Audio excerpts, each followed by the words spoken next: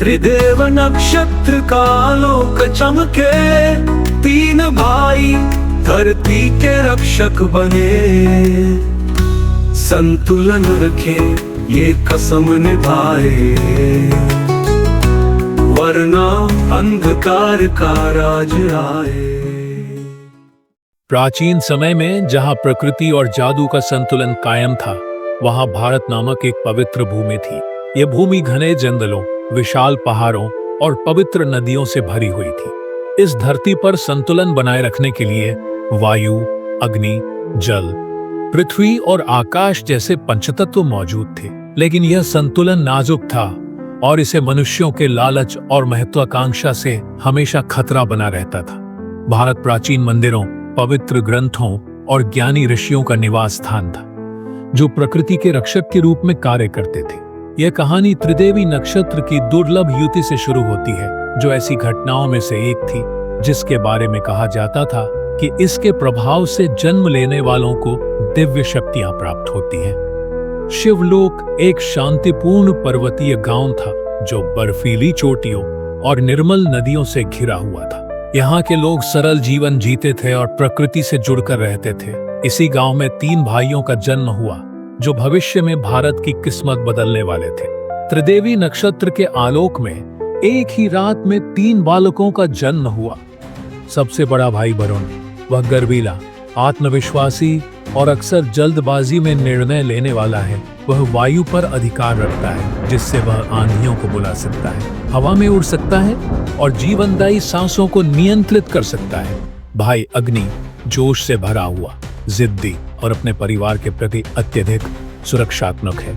उसका गुस्सा उसकी आग जैसा ही प्रचंड है, जो उसे अक्सर लापरवाही से काम करने पर मजबूर करता है। वह अग्नि का स्वामी है, जो उसे दुश्मनों को जलाने, हथियार बनाने की शक्ति देता है। सबसे छोटा भाई जल शांत, दयालु और चिंतनशील है। वह अक्सर वरुण और अग्नि के बीच मध्यस्थता करता है, लेकिन उसकी आत्मशंका उसे महत्वपूर्ण क्षणों में हिचकिचाने पर मजबूर करती है। वह जल पर नियंत्रण रखता है, नदियों और महासागरों को नियंत्रित कर सकता है और अशुद्ध शक्तियों को शुद्ध कर सकता है। इन भाइयों का पालन पोषण ऋषि अरण्यक ने किया, जो शिवलोक के पहाड़ों में रहने वाले एक ज्ञानी संत थे। प्राचीन ज्ञान और ध्यान के विशेषज्ञ ऋषि अरण्यक इन भाइयों के जन्म का महत्व समझते थे। उन्होंने भाइयों को संतुलन का महत्व सिखाया और चेतावनी दी कि उनकी शक्तियां एक दोधारी तलवार है। अगर उनका गलत इस्तेमाल हुआ तो यह विनाश का कारण बन सकती है।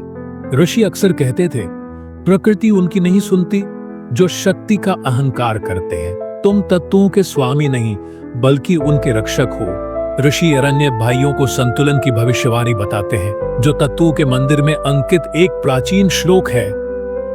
त्रिदेव नक्षत्र के प्रकाश में जन्मे तीन वायु, अग्नि और जल के स्वामी प्रवीण संतुलन करें या संकट को बुलाए, प्रकाश बुझे और अंधकार आए।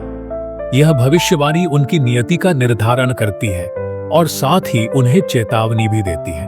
भाइयों को न केवल अपनी शक्तियों में निपुण होना होगा, बल्कि भारत के प्राकृतिक संतुलन की रक्षा भी करनी होगी।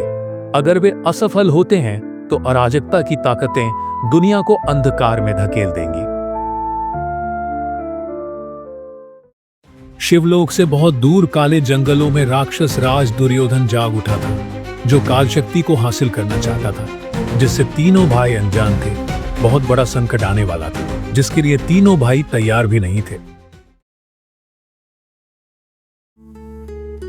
तीन तत्व, तीन कहानी, भाई भाई एक जुबानी, हवा और पानी का साथ मिले तो बने सृष्टि का आधार।